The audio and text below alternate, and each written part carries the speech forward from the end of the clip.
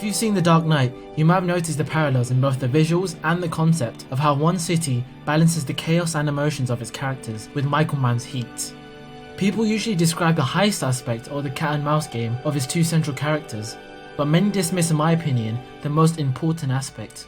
Two men living inside the grey zone of their lives, where their constant thirst for hunting and thieving are systematically breaking down their lives. They aren't the black and white opposites we are accustomed to in this genre. They are delicately written personas who instill this level of seriousness that not only heighten the film's realism, but its everlasting emotional impact.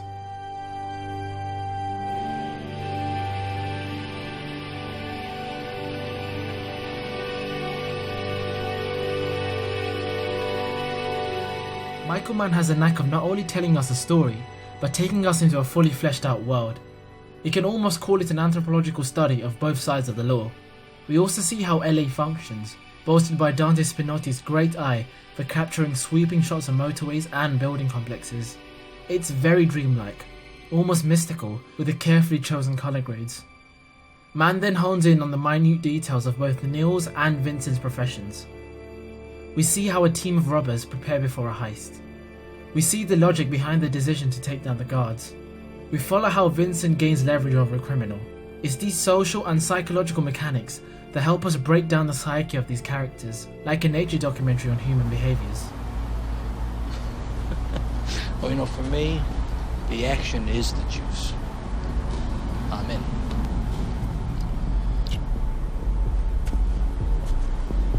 Joe? Yeah, sure. Let's go. Fuck them. Let's do it. Alright, let's go. We got a lot of work. The main attraction of it all is Robert De Niro and Al Pacino's characters, two figures in society that depend on each other to survive.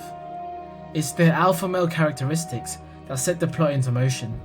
Both men approach their jobs in a similar way, focusing on the successful outcomes and what their jobs mean to them. When you have two mindsets like that, it eventually evolves into a battle of self-worth and a test of masculinity.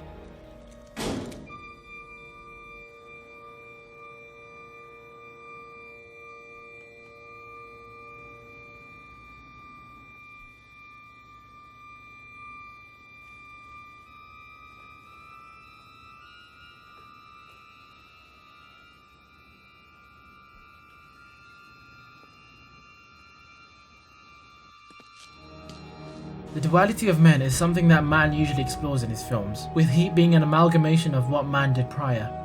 He sets the two up as a Greek tragedy, where the flaws in their discipline bring into question their personal relationships and the so-called warmth they find in their significant other being overshadowed by the seedy, hostile elements of LA.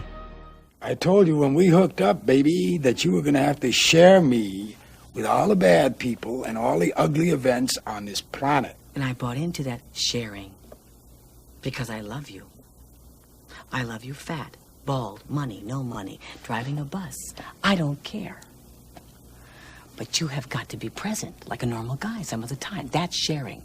This is not sharing. This is leftovers. The two men appear almost godlike in the respected work environment, which eventually concludes with Neil losing his life due to his professionalism.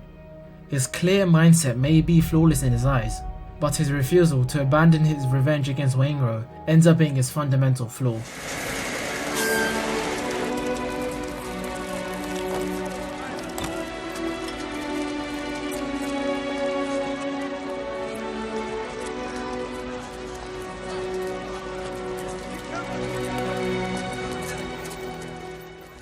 The coffee scene alone is something you would rarely see in a genre film like this, where both central leads remove the notion of violence and have a duel with words.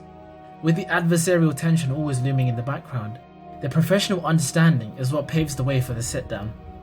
This is a masterclass in screenwriting. Mann can efficiently communicate dialogue that reveal their personal mantras and motivations. They discuss their life experiences, dreams, fears, and about the ones they love. This scene effectively transitions into the third act, where their near misses finally come to fruition in the final heist. If it's between you and some poor bastard whose wife you're gonna turn into a widow, brother, you are going down. The lengths Vincent goes to quench his desire for superiority leaves him without a stable personal life. with a wife and stepdaughter with whom he can't positively connect with. In the end, you can't really justify as Vincent being the winner when you fully realise the state his life is in. Mann utilises the violence in the third act to convey how toxic and destructive such alpha conduct is, maintaining this idea of two wolves scouring the earth of LA who are both fundamentally broken and functioning sociopaths. They both share a cathartic moment in the end, where Vincent realises Neil was the only person who truly understood him. This mutual respect perhaps changed Vincent's outlook on life that night, to grow closer to his loved ones and conform to a work ethic not as detrimental to his surroundings.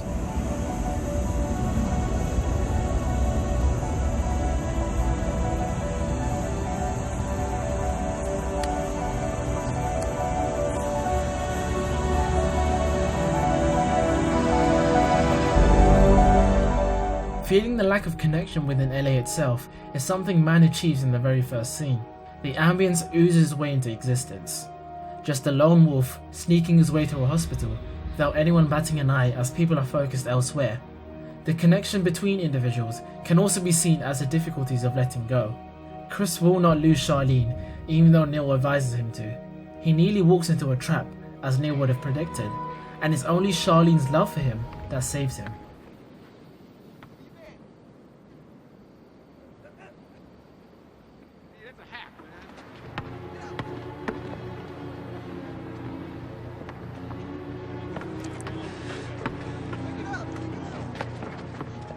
Neil has the opportunity to leave LA and start a new life with Edie, but Waingrove is still in the back of his mind. We see them enter a white tunnel of redemption, but in this case, that journey is short-lived as his mind wanders back into Waingrove, a predicament his perfectionist lifestyle just cannot abandon. Vincent, on the other hand, doesn't try his hardest to connect with Justine, but never loses sight of Neil's crew.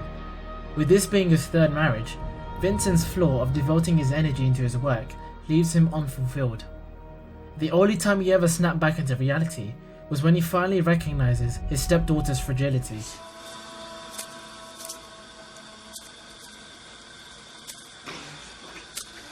What a fucking waste. Assholes. Shoot the shells all fucking day. Not you, baby. Not you. Sure, there are heist films that fully center itself on the main event, but he takes his archetype and crafts a character piece of two behemoths like no other. Two immensely charismatic, single-minded men are brought together in a battle of wills within the geography of LA. The idea that moral ambiguity lies on both sides of the law elevates Heat above other films in the same genre, with the effects of love, work, greed, honor and compassion spewing outwards to many of the characters when the chips are down, right down to the perfect score, lush cinematography, great editing and smart writing. Michael Mann effortlessly pulls off a feat that only a handful of directors can dream of achieving.